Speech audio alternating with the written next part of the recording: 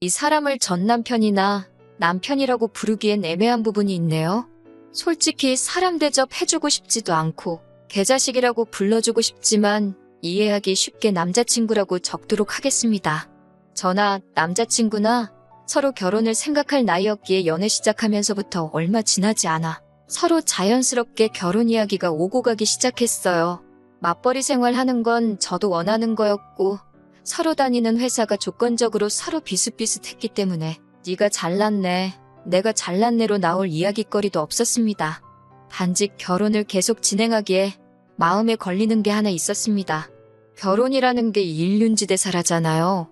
저랑 남자친구 둘이서만 서로 좋다고 결혼할 수 있는 게 아니고 사주와 궁합까지는 아니더라도 봐야 할 건 봐야 한다고 생각했어요. 그 중에서도 제가 개인적으로 가장 중요한 게 여겼던 건 두 집안이 서로 융합이 되어 잘 어우러질 수 있는지가 가장 중요하다고 생각했습니다. 고부간의 갈등도 문제지만 양가 어른들끼리의 마찰 때문에도 멀쩡하던 결혼 생활이 파탄이 난다는 이야기는 익히 들어왔거든요. 그렇기에 제가 이 사람을 남편으로 받아들이기 전에 먼저 남편 될 사람의 가족을 충분히 겪어봐야 한다 생각했습니다. 하지만 당장 남자친구의 부모님을 만날 방법이 없었습니다. 남자친구는 어릴 적에 온 가족과 함께 미국으로 이민을 갔다고 했어요. 혼자 이민 생활에 적응을 하지 못해 한국으로 혼자 귀국을 하게 되었다고 했습니다. 가족들부터 친척들까지 전부 오래전에 미국으로 건너가서 다 같이 사업을 하고 있다고는 연애하면서 알게 되었어요. 그야말로 한국 땅에는 남자친구 말고는 친척도 가족도 그 누구도 없이 혼자였던 거였어요. 그 당시에는 비록 월급은 적지만 혼자 혈혈단신으로 자립해서 살고 있는 모습이 생활력 있어 보이고 자립심 있어 보였습니다. 그 모습 덕에 제가 남자친구를 좋은 신랑감으로 보고 있었기도 하고요. 요 몇 년 동안 해외 입국자 격리다 뭐다 해서 남자친구의 부모님께서 한국에 올 수 있는 상황이 아니었습니다. 저희가 미국에 가는 방법도 있었지만 휴가 일수보다 자가격리를 해야 하는 일수가 더 길었기 때문에 그 방법도 쉽지가 않았어요. 남자친구는 상황이 이런데 어쩌겠냐고, 가족들 어차피 미국에 사느라 볼 일도 없는데 그냥 전화로 대충 하면 되는 거 아니겠냐고 신경질을 냈었습니다. 하지만 저도 호락호락하지 않았어요. 선 결혼 후 인사라니 그렇게 하고 싶지도 않았고 제가 남자친구 가족을 알아가는 만큼 양가 어른들께서도 서로를 알아보는 시간을 갖는 게 필요하다고 생각했기에 유선상으로 대충 넘어가고 싶지는 않다 했어요. 남자친구라도 저희 부모님께 먼저 소개시켜보려고 했던 적이 있었습니다. 그런데 남자친구 어머니께서 그렇게는 하지 말라고 하셨다네요. 여자가 먼저 남자 쪽에 인사를 하는 게 순서라고 했다고요. 청혼 후에 남자친구가 저희 부모님께 먼저 허락을 받는 게 맞는 순서라고 생각이 들긴 했는데 순서가 뭐가 중요하겠어요. 제 생각에는 남자친구 쪽에서도 결혼 이야기를 이렇게 미루기 시작하면 제가 마음이 조급해져서 전화상으로 결혼 진행을 하자고 들 거라고 생각해서 그런 게 아닐까? 하고 그냥 넘겼습니다. 저도 제가 고집 부리는 거 알고 있었고 그 생각을 바꿀 마음도 없었거든요. 백신도 개발된다 하고 자가격리도 금방 지나가겠지 했는데 그렇게 오래 걸릴 줄은 몰랐어요. 덕분에 결혼 준비는 더 이상 진행이 되지 못했습니다. 작년 말부터 해서 상황이 나아지는가 싶더니 또 변이 바이러스다 뭐다 해서 미뤄지고 미뤄졌어요. 그러다 올 봄부터 해서 하나둘씩 풀리기 시작하면서 결혼 이야기가 빠르게 진행되기 시작했습니다. 그만큼 저도 남자친구도 오래 기다렸기 때문에 저도 이제 결혼을 하는구나 싶었고 조금 들떠있기도 했어요. 남자친구 가족들이 친척들까지 전부 해서 미국에서 살고 있다 보니 회사 다니고 있는 저나 남자친구가 휴가를 내서 미국에 다녀올 수는 없었습니다. 결혼식을 한국에서도 올리고 미국에서도 올리고 해야 했었으니까요. 그래서 남자친구 부모님이 한국에 잠깐 방문하시는 걸로 정해지게 되었는데 아버님 쪽에 사정이 생겨서 어머님만 혼자 오시게 되었어요. 도착 일정이 토요일이라 저도 같이 공항으로 마중을 나갔습니다. 한국을 거의 20년 만에 처음 오신다고 들었습니다. 남자친구도 가족들과 떨어져 살면서 어머니를 거의 10년 만에 다시 만나게 된 거다 보니 엄청 들떠 있어 보였고요. 입국장에서 감격의 모자상봉을 옆에서 지켜봤는데 제가 다 눈물이 찔끔 날 정도였습니다. 어머님은 작은 체구의 평범한 인상을 가진 분이셨고 웃음도 많은 분이셨어요. 평소에 남자친구랑 전화통화하면서 제 이야기 많이 들었다고 하면서 아들이 한국 땅에 혼자 지내면서 외로움에 많이 힘들어했는데 제 덕분에 당신들 마음이 많이 놓였다고 하시면서 고맙다고 하시더라고요. 제 고집 때문에 결혼도 미뤄지고 중간중간 오고 간 이야기 때문에 저를 안 좋게 보실 거라고 생각했었는데 저를 좋게 봐주고 계신 것 같아서 마음이 많이 놓였습니다. 2주 일정으로 오셨기에 호텔에 장기 투숙을 예약해놓고 식사도 근처에 있는 분위기 좋은 곳을 예약해 놓았는데 어머님께서 막무가내로 고집을 부리시더라고요. 아들하고 같이 지내고 싶다고 오랜만에 집밥도 해먹이고 싶다고 하시면서 남자친구 자취방에서 지낼 테니 예약은 취소해버리라고 하시는 거예요. 남자친구가 당시 지내던 자취방이 주방 비슷한 게 딸려있기는 했지만 4평짜리 원룸이라 솔직히 음식 해먹을 수 있는 환경은 아니었어요. 두 사람 들어가면 집이 꽉 차는 느낌이라 거기서 지내실 만한 상황도 아니었고요. 주방에 조리도구라고는 라면 냄비 하나밖에 없는 데다가 환기도 잘 안 되는데 같이 지내시긴 조금 힘들 것 같다고 호텔에서 편하게 계시는 게 어떻냐고 물었지요. 식사 예약해놓은 곳도 몇 주 전부터 해서 제가 힘들게 예약해놓은 상태고 예약금도 일부 걸려 있었거든요. 당일 취소 시에는 예약금 한 불도 못 받았고요. 그런데 어머님이 정색을 하시더라고요. 자기가 제일 싫어하는 게 말대꾸라고 하면서 남자친구 어릴 때는 자기 하는 말에 토달면 말보다 싸대기가 먼저 나갔다고 어른이 하는 말에 토다는 게 맞다고 생각하냐고 하시는 거예요. 그때는 저도 처음 뵌다고 제 일정 취소하고 마중 나온 거고 아직 결혼 전이라 남이나 마찬가지인데 사대기가 올라갔네 하는 말을 들으니 기분이 영 그렇더라고요. 남자친구가 제 팔을 잡아 끌어 한쪽으로 데리고 가서는 어머님이 사업하시는 분이시고 미국에서도 자수성가 한 데다가 친척들 통틀어서도 가장 성공하신 분이라고 그래서 고집도 보통이 아니고 자기가 무조건 옳다고 생각하는 분이시랍니다. 어머님 고집은 아무도 못 꺾으니 눈치껏 원하는 대로 해달라고 부탁을 해왔어요. 안 그럼 큰일 난다고 하면서요. 10년 만에 아들하고 재회했는데 어련하실까 싶기도 하고 속은 찝찝했지만 그러라고 했습니다. 그런데 호텔 예약의 경우에는 예약금 환불 규정이 있기는 했는데 환불 받아봐야 20%밖에 못 돌려받는다길래 일단 체크인은 해놓는 게 어떠냐고 물어봤더니 어머님이 또 기분 나쁜 표정을 지으시더라고요. 정 그러면 제 돈 내고 해놓으라길래 그냥 취소해버렸습니다. 어차피 제 돈도 아니고 남자친구 돈이었으니까요. 기어이 제 말 무시하고 남자친구 자취방에서 지내시더니 3일 만에 남자친구가 먼저 불편해서 안 되겠다고 호텔 좀 다시 알아봐 달라고 연락이 오더라고요. 직접 알아보던가 근처에 있는 싸구려 모텔이라도 잡아드리라 했습니다. 남자친구와 연애하는 동안 가족들에 대한 이야기는 거의 했던 적이 없어서 첫 인상과는 전혀 다른 반전스러운 어머님 성격에 당혹스러웠습니다. 짧은 일정의 상견례도 진행하고 했어야 했는데 어머님이 아들하고 시간 보내는 게 그렇게 좋으셨는지 남자친구를 저희 부모님께 소개시킬 시간을 안 주시더라고요.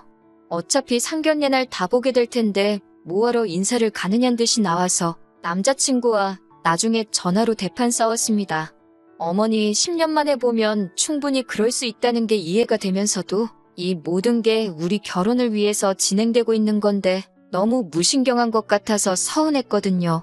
결국 옆구리 찔러서 절받기식으로 하루 시간을 내서 남편만 따로 불러내 친정부모님께 인사를 드리게 되었습니다. 제가 뭐 옛날 드라마에서 나오는 것처럼 따님을 제게 주십시오 같은 극적인 것까지 기대한 건 아니거든요. 그래도 제가 당시 예비 시어머니라고 눈치 살살 보면서 성질 죽여가며 맞춰갔던 것도 있으니 어느 정도 적당히 싹싹하게 굴어줬으면 하는 기대가 있었습니다. 아버지께서 남자친구한테 평소 아낀다고 거의 10년 가까이 뚜껑도 따지 않은 양주를 꺼내면서까지 술을 한 잔 권하셨어요. 그런데 남자친구는 어머니가 집에서 기다리신다고 술은 안 된다고 하면서 술잔을 뒤집어 놓더라고요. 억지로 마시라는 것도 아니고 술 한 잔 받아서 마시는 척만 해줘도 충분했을 텐데 그 자리에서 저희 아버지 무안하게 만드는 모습 보니까 너무 서운했습니다. 저는 시어머니 되실 분이라고 원하는 대로 다 맞춰줬는데 남자친구는 자기 어머니 챙긴다고 하는 걸 보니 말이죠. 친정 부모님께서는 남자친구가 어머니 걱정도 되고 자리가 긴장도 되고 하니까 그랬을 거라며 좋게 넘어가셨지만 끝내 서운함이 컸어요.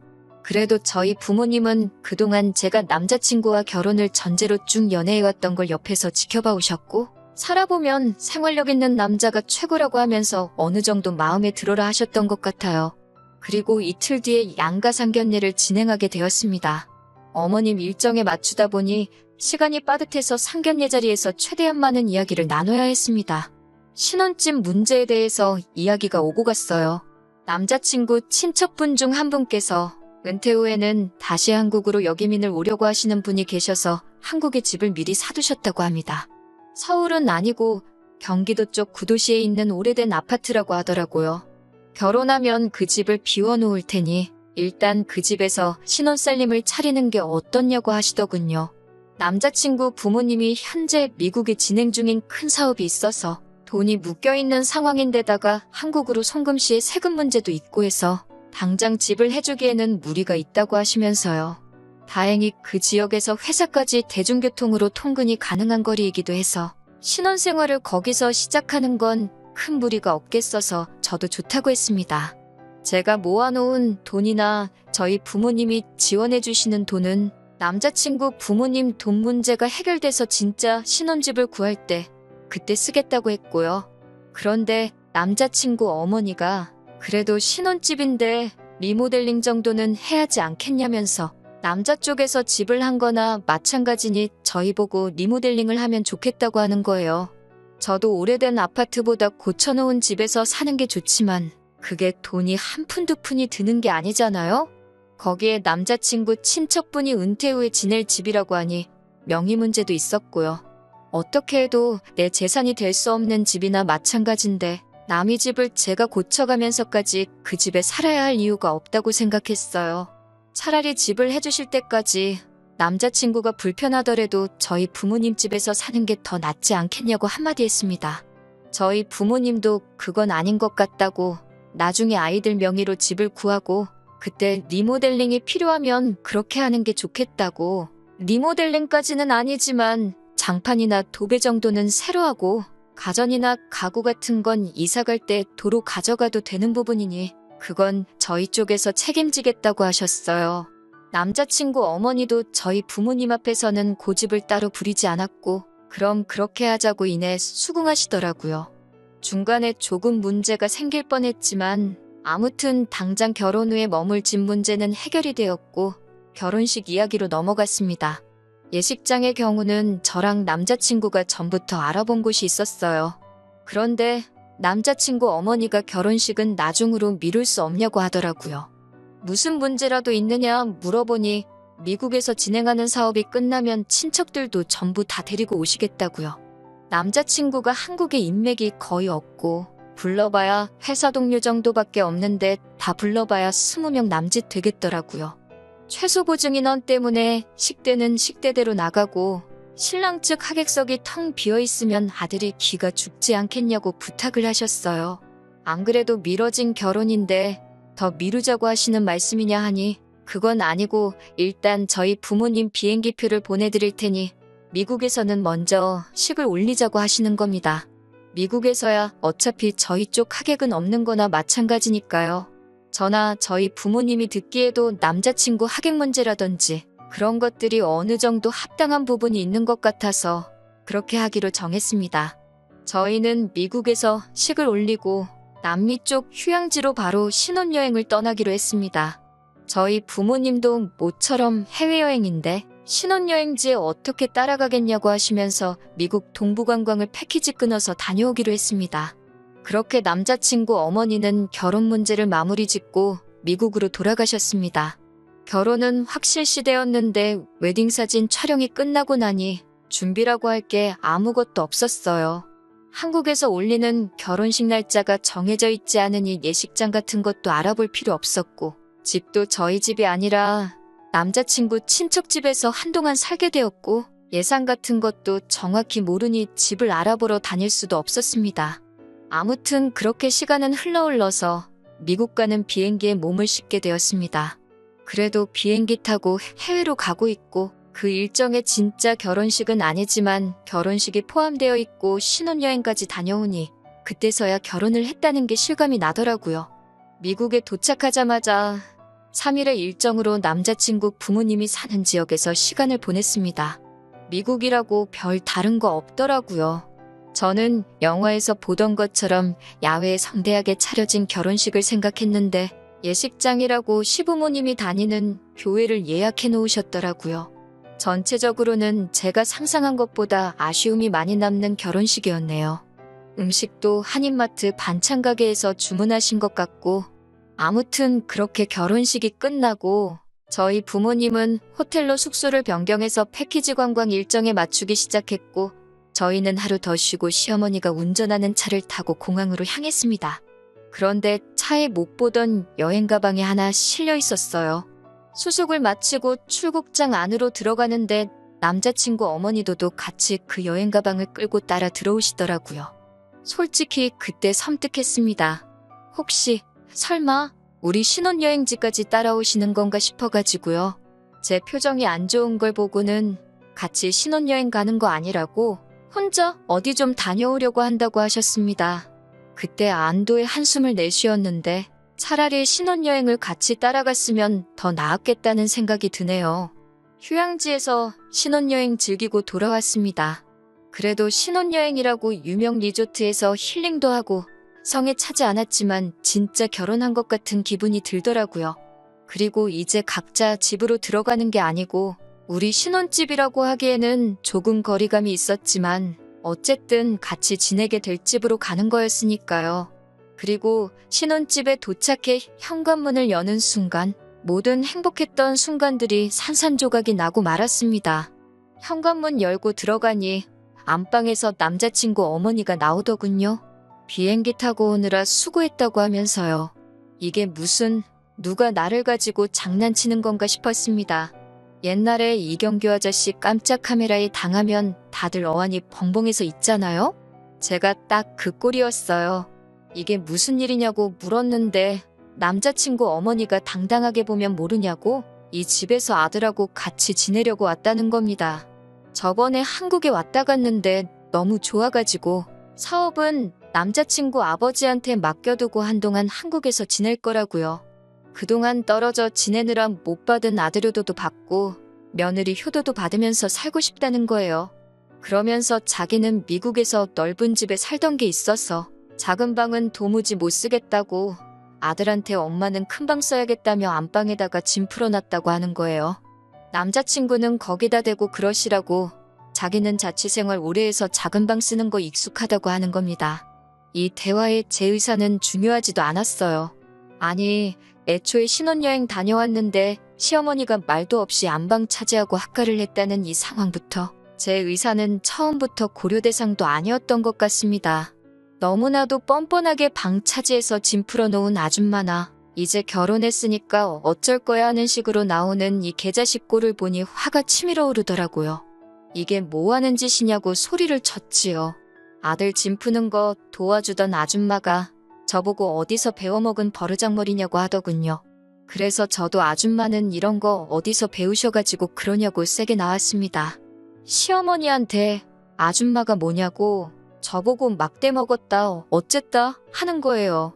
웃기지도 않아서 혼인신고도 안 올렸는데 무슨 시어머니냐고 지금 이 꼴을 만들고 시어머니 대접을 받고 싶은 거냐고 어이가 없다고 했어요. 언성이 높아지니까 남자친구가 저번처럼 제 팔을 낚아채서 방으로 데리고 들어가더군요. 어머니가 어차피 사업 때문에 여기 평생 계실 것도 아니니까 그냥 계신 동안 맞춰주자고요. 집도 어머니가 해주신 집 아니냐고 하는데 이게 니네 친척집이지 무슨 어머니가 해준 집이냐고 따졌지요. 아직 받지도 않은 돈 가지고 유세 떨지 말라고. 그렇게 따지면 나도 우리 집 시골에 금송아지 10마리 있다고 소리를 질렀습니다. 방에서도 제가 좀처럼 풀지 않으니까 그 아줌마가 따라 들어오더군요. 결혼식도 올렸는데 어쩔 거냐고 하길래 결혼식도 어디 교회 예배만도 못한 걸 준비해가지고는 결혼식이라고 하고 있다고 했어요. 어쩐지 미국 출발하기 전에 혼인신고부터 올리자고 하던 남자친구 속뜻이 뭔지 뻔히 보이더라고요. 혼인신고는 한국에서 결혼식 올리고 그 이후에 하자고 하고 거절한 게 정말 신의 한 수였습니다. 미국 놀러 간다고 들떠서 덜컥 혼인신고 올렸으면 정말 어떻게 해보지도 못할 뻔했으니까요. 아무튼 저는 이 상황 이해할 생각 없고 두 사람이 어떻게 나와도 마음 돌릴 생각 없으니 결혼이고 나발이고 없던 걸로 하자고 했습니다. 혼인신고도 안 했으니 문제될 것도 없다 했어요.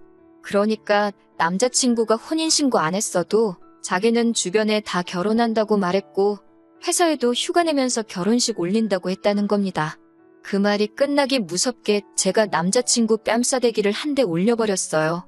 남자친구 어머니가 그 장면을 보고 거품을 물면서 정말 발광을 하더라고요. 아줌마가 아들이 말대꾸하면 뺨싸대기 올렸다면서요? 아줌마 아들이 저한테 말대꾸하길래 저도 똑같이 한 거예요.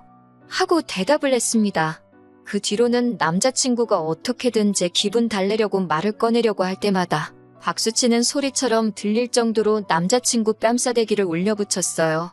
몇 대 맞더니 나중에는 말을 꺼내려다가도 제 눈만 마주치면 움찔하고는 아무 말도 못하더라고요. 제가 제 짐 들고 나오면서 밖에다가 내가 사실혼 관계이고 진짜 결혼식을 올렸고 마음대로 말하고 다니라고 했습니다.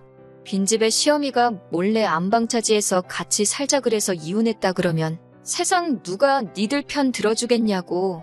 당신들 얼굴에 침 뱉게 하고 싶으면 실컷 하라고 했습니다. 그러고 집에 돌아왔는데 친정부모님께서 제게 정말 미안해하더라고요. 시어머니 자리가 별로 안 좋아 보였는데 결혼식만 올리고 나면 떨어져 살 테니 괜찮겠지 하고 넘겼다고. 그 부모의 그 자식인 건 생각 못했다고 하시면서 말리지 못해 미안하다고요. 그런 결정 내린 건 저도 똑같은데 친정부모님 탓을 할 필요가 없었죠. 오히려 진짜 혼인신고 올리기 전부터 저렇게 나와줘서 다행인 거 아니냐고. 이혼녀 딱지 안 붙은 것만 해도 다행이지 않냐고 하고 좋게 받아들이는 척 했네요. 남자친구 뺨따기만 20대는 넘게 올린 것 같은데 고작 그거 가지고는 분이 풀리지가 않아요. 그 아줌마한테 한 방이라도 크게 먹여줬어야 했는데 말입니다. 그렇게 좋아하는 아들하고 평생 지지고 볶고 둘이서 살면 딱 될 것 같아요. 제정신머리로 그런 아줌마 모시고 살 여자는 세상에 없을 테니 말입니다. 3개월 만인가요? 뭐 좋은 일은 아니고 뒷내용 궁금하실 분들도 계실까봐 이렇게 후기를 보내드리게 되었습니다. 남자친구한테 연락이 왔었거든요.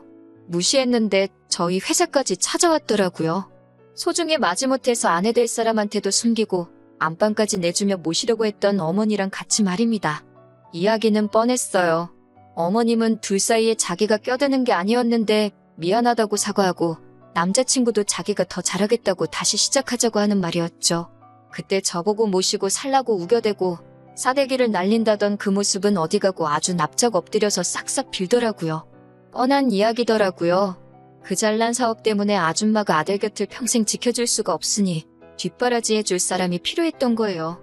막상 한국에서 3개월 살아보니 지 아들이 미국에서 살다 왔다는 것 빼고 어디 내세울 거 하나도 없는 놈이라는 걸 깨달은 거죠. 나이도 찼고 학연도 지연도 혈연도 없는 이 나라에서 남자친구가 지금 다니는 회사보다 더 성공할 방법은 없는 거나 마찬가지였습니다. 그렇다고 돈이 재벌만큼 많은 것도 아닌데 그 돈 얼마 때문에 미래도 없고 시자 들어간다고 우스대는 집구석에 요즘 어떤 여자가 결혼을 하겠어요? 어머님이 그걸 깨닫는 데는 3개월도 걸리지 않은 거죠. 아마 모르긴 몰라도 저 모르게 아들 다른 여자 엮어보려고 노력도 했을 겁니다. 도무지 답은 안 나오지. 미국에는 돌아가야 하지. 아들 인생은 망한 것 같지. 저한테 비는 것 말고는 다른 방법이 없다고 생각했던 거죠. 그래서 일 없다고 했습니다. 애초에 저를 사람 대접해주는 집구석이었으면 어머니가 한국에서 잠깐 머무시는 동안 한 집에 지내도 좋겠느냐고 저에게 물어봤었을 거예요. 그런데 지들끼리 몰래 결정해서 저질러 놓고 저보고 이해하라고 하는 집구석에 제가 제 발로 돌아갈 일이 뭐가 있겠어요? 뭔 꼴을 당하려고 말이에요. 남자친구 어머니한테 어머님이 저라면 어머님 아들한테 시집 가겠어요? 하고 물으니 그렇다라고 대답은 하지만 말끝을 흐리면서 자신감 없이 대답하는 거 보니 어머님도 자기 아들이라고 어떻게 욕은 못하겠고 그렇다고 저한테 욕을 하자니 아들이 마음에 걸리는 것 같아 보여서 속이 후련하더라고요. 결론은 일 없습니다. 였습니다. 아무쪼록 미국 돌아가는 길에 아무 일도 없기를 바라고 남자친구한테도 아는 사람 한 명도 없는 한국 땅에서 어디 미국에서 사업하신다는 어머니 믿고 한번 잘 살아보라고 했어요. 그리고 혹시나 결혼하게 된다면 안방은 언제 올지 모르는 어머님 위해서 비워두어야 한다는 것도 알려주라고 했지요. 그때 마지막에 성질만 부리고 할 말을 못해서 답답했던 게 있었는데 이렇게 다 쏟아낼 자리까지 만들어주고 아주 속이 시원했습니다. 복수까지 할 필요는 없겠지만 제가 할 수 있는 최고의 복수는 남자친구와 연애할 때보다 헤어지고 난 뒤 더 잘 지내는 게 최고의 복수가 아닐까 해요. 눈꽃만치의 미련도 남아있지 않으니 그거 하나만큼은 쉬울 것 같네요. 후기 기다려주신 분들께 감사드리고 제 이야기는 여기서 이만 마치도록 하겠습니다.